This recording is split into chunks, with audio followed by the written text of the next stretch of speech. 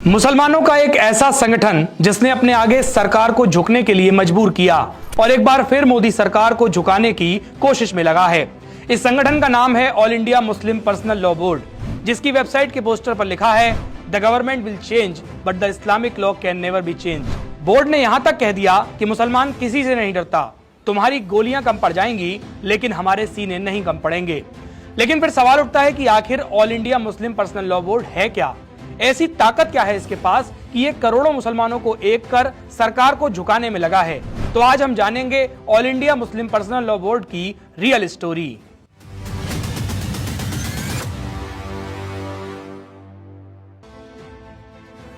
All India Muslim Personal Law Board Muslim समाज का एक सशक्त संगठन है जो उनकी आवाज उठाने का दावा करता है। ऑल इंडिया मुस्लिम पर्सनल लॉ बोर्ड एक गैर सरकारी संगठन है जो भारत के मुसलमानों से संबंधित कानूनों की देखरेख करता है और ये ध्यान रखता है कि कोई उन कानूनों की अवहेलना न करे। बोर्ड एक तरह से शरीयत के अनुसार व्यवहार करने के लिए लोगों को सलाह और मार्गदर्शन देता है। ऑल इंडिया मुस्लिम पर्सनल लॉ बोर्ड की स्थापना 1973 में की गई। मौलाना कारी मोहम्मद तैयब कासमी ने बोर्ड का गठन किया और आजीवन इसके अध्यक्ष रहे। लेकिन सबसे महत्वपूर्ण है बोर्ड के काम। इस बोर्ड के काम है शरीयत की रक्षा करना, मुसलमानों को एक करना, निकाह, तलाक, विरासत, वसीयत और अंतिम संस्कार में मार्गदर्शन करना। ऑल इंडिया मुस्लिम पर्सनल लॉ बोर्ड की वेबसाइट पर दी गई जानकारी के अनुसार इस्लाम अपने अनुयायियों को जीवन से जुड़े हर क्षेत्र में मार्गदर्शन प्रदान करता है। इसके लिए इस्लाम ने मुसलमानों को नियम दिए हैं जो न रीति रिवाज पर आधारित हैं, न रूढ़ियों पर और न समझौते पर। इस्लाम ने इसके लिए मुसलमानों को एक पाक किताब दी है जिसका नाम कुरान है। एक सच्चा मुसलमान हमेशा कुरान के हिसाब से जीता और काम करता है। इसी कुरान की हिदायतों की रक्षा करना, धार्मिक मामलों में किसी को न घुसने देना लॉ बोर्ड का काम है। खिलाफत आंदोलन के बाद देश के इतिहास में पहली बार भारतीय मुसलमान एक साथ आए। ये संगठन मुस्लिम पर्सनल लॉ की सुरक्षा के लिए एक प्लेटफॉर्म पर इकट्ठा हुए। इसके लिए पहली बैठक हजरत मौलाना सैयद शाह, अमीर शरीयत बिहार व उड़ीसा और हकीमुल इस्लाम हजरत मौलाना कारी मोहम्मद तैयब मोहतमिम दारुल उलूम देवबंद की पहल पर देवबंद में बुलाई गई। बैठक में मुंबई में एक सामान्य प्रतिनिधि सम्मेलन करने का फैसला हुआ। मुंबई में 27-28 दिसंबर 1972 को सम्मेलन आयोजित हुआ। सम्मेलन में सभी की सहमति से ऑल इंडिया मुस्लिम पर्सनल लॉ बोर्ड का गठन करने का फैसला लिया गया। लेकिन अब सवाल उठता है कि ये बोर्ड आखिर काम कैसे करता है? दरअसल मुस्लिम पर्सनल लॉ बोर्ड मुसलमानों के निजी कानूनों की रक्षा करता है, मुस्लिम समाज को लगातार एकजुट करने का काम करता है। मुस्लिम पर्सनल लॉ बोर्ड ये चाहता है कि हर मुसलमान अपने निजी कानूनों के प्रति जागरूक रहे। शरीयत के खिलाफ व्यवहार को रोकना बोर्ड का काम है। बोर्ड फतवे भी जारी करता है और अलग अलग अभियान भी चलाता है। आपको बता दें कि बोर्ड में कई सदस्य होते हैं। इनमें मुस्लिम धर्मगुरु, उलेमा यानी विद्वान, वकील और प्रतिष्ठित लोगों को जगह मिलती है। अगर बोर्ड के पदाधिकारियों की बात करें तो ML खालिद सैफुल्ला रहमानी इसके अध्यक्ष हैं। ML काका सईद अहमद ओमेरी इसके उपाध्यक्ष हैं। जामिया दारुस सलाम इसके उपाध्यक्ष, सैयद अरशद मदनी उपाध्यक्ष, डॉक्टर सैयद अली मोहम्मद नकवी उपाध्यक्ष, JB सैयद सदातुल्लाह हुसैनी उपाध्यक्ष, डॉक्टर सैयद शाह खुसरू हुसैनी उपाध्यक्ष हैं। आपको बता दें कि बोर्ड में 251 सदस्य होते हैं। इसके अलावा 102 संस्थापक सदस्य हैं, साथ ही 149 आम सदस्य हैं। इन सदस्यों को चुनने के लिए हर 3 साल के बाद एक चुनाव होता है। ऑल इंडिया मुस्लिम पर्सनल लॉ बोर्ड में सबसे ताकतवर मजलिस-ए आमला को माना जाता है।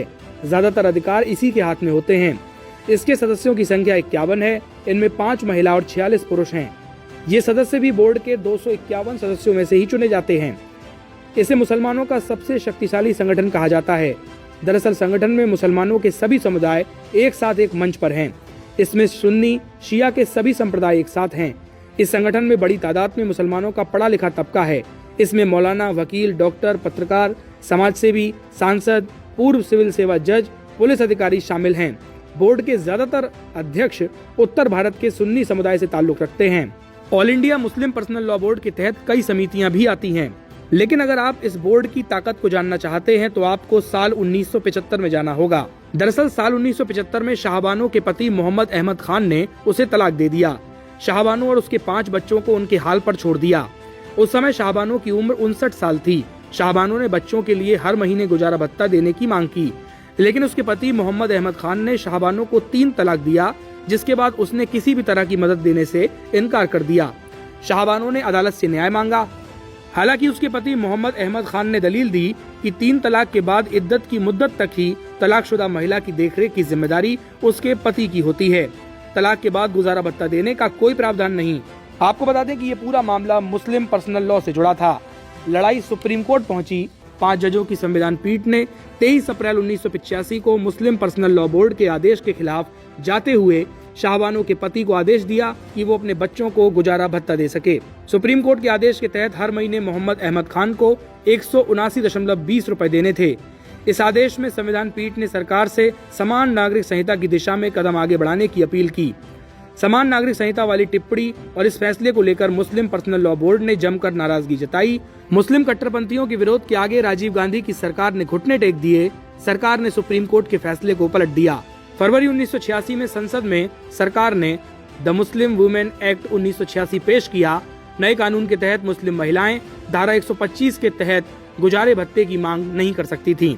ऑल इंडिया मुस्लिम पर्सनल लॉ बोर्ड की ताकत का अंदाजा इसी बात से लगाया जा सकता है कि तत्कालीन सरकार को उस वक्त मुसलमानों की नुमाइंदगी करने वाले संगठन की वजह से न्याय का फैसला ही पलटना पड़ा। अब एक बार फिर मुस्लिम संगठन मोदी सरकार के खिलाफ बिगुल फूंक चुका है।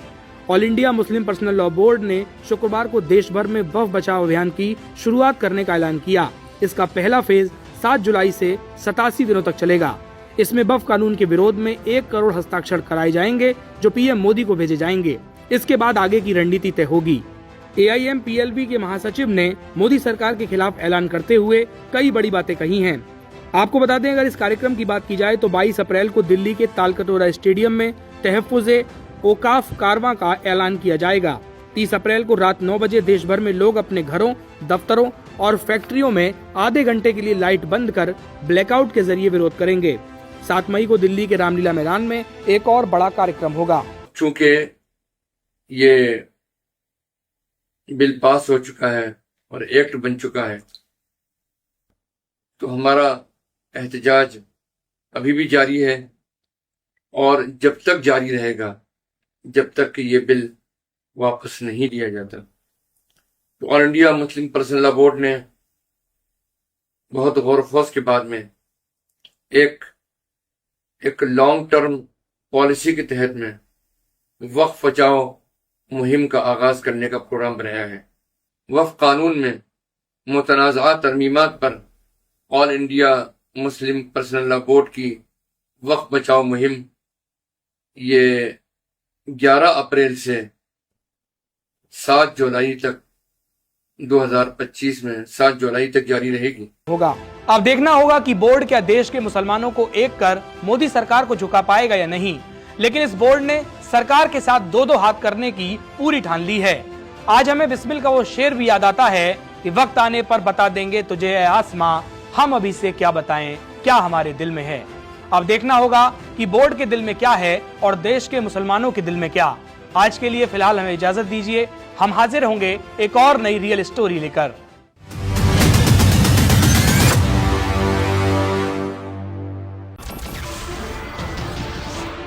नमस्कार, मैं हूं मानक गुप्ता। अगर आपको हमारा ये वीडियो पसंद आया हो तो इसे लाइक और शेयर जरूर करें और हाँ, हमें सब्सक्राइब और फॉलो करना ना भूलें ताकि आप देश और दुनिया की कोई खबर मिस ना करें। तो जुड़े रहिए हमारे साथ और देखते रहिए न्यूज़ 24।